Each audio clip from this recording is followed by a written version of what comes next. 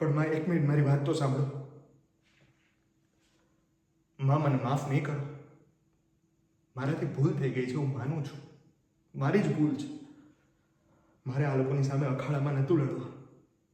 અને તમને એમ પણ થતું હશે કે મને મારા અહમે લલકાર્યો એટલા માટે હું આમને સામે લડું છું.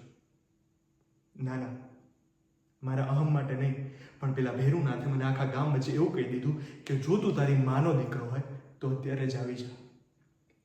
આ જણનારીમાં કેટલું છે એ હમણાં જ ખબર પડી જશે. માં, તમારી વિશે ઉતરતી ભાષામાં વાત થતી હતી એટલે સહન ન થયું. એટલે મેં એના બધા જ પહેલવાનોને ચિત્ત કર્યા અને ભેરુનાથને પણ માર્યો.